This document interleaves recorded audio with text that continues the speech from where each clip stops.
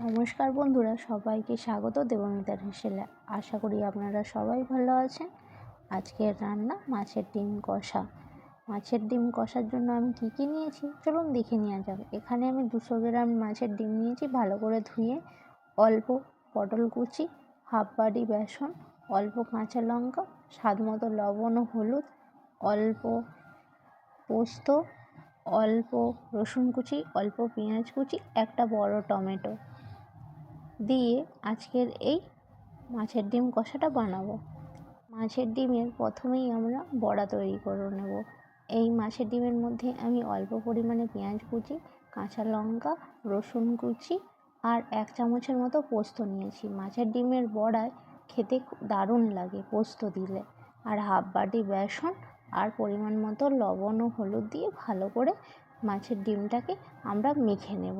আর এদিকে কড়াইটা আমি বসিয়ে দিয়েছি গরম হওয়ার জন্য পরিমাণ মতো তেল দিয়ে। আজকে মাছের ডিমগুলো আমরা মিডিয়াম টু লোয়ে ভাজবো। আর হাই ফ্লেমে ভাজলে মাছের ডিম ভেতরটা কাঁচা রয়ে যাবে, সেই জন্য। এবার সবগুলো আমি হাতের সাহায্যে এক এক করে দিয়ে উল্টে পাল্টে ভেজে নেব, ঠিক এইভাবে লাল লাল করে। ডিমগুলো আমার ভাজা হয়ে গেছে। এবার এক এক করে একটা পাত্রে ডিমগুলোকে তুলে নেব। এবার ওই তেলের মধ্যে যে কেটে রাখা পটলগুলো রেখেছিলাম সেইগুলো ভালো করে ভেজে নেব। এই মাছের ডিম কষাতে পটল দিলে দারুণ টেস্ট হয় খেতে। একবার বাড়িতে বানিয়ে দেখবেন। পটলগুলো আমাদের খুব ভালো মতো ভাজা হয়ে গেছে। পটলগুলোকেও আমরা একটা পাত্রে তুলে নেব। এখানে আমি শুধু পটল দিইনি, অল্প ক্যাপসিকামও দিয়েছি, যাতে মাছের ডিম কষার টেস্টটা আরও সুস্বাদু হয়। এবার ওই তেলের মধ্যে ফোড়নে জিরে ও শুকনো লঙ্কা দিয়ে দিলাম। আর ভালো কালারের জন্য অল্প পরিমাণে রেড চিলি পাউডার আর হলুদ দিয়ে ভালো করে নাড়িয়ে নিলাম ওই তেলেরই মধ্যে। আর আগে থেকেই পেস্ট করে রাখা ছিল পেঁয়াজ, আদা, রসুন দিয়ে একে একে গুঁড়ো মশলাগুলো দিয়ে দিলাম, জিরে গুঁড়ো, ধনে গুঁড়ো ও পরিমাণ মতো লবণ। আর একটা বড় সাইজের টমেটো কুচোনো দিয়ে ভালো করে কষিয়ে নিলাম। এবার পরিমাণ মতো জল দিয়ে দিলাম। এখানে ডিম কষার জন্য আমি 2 বাটি জল ইউজ করেছি।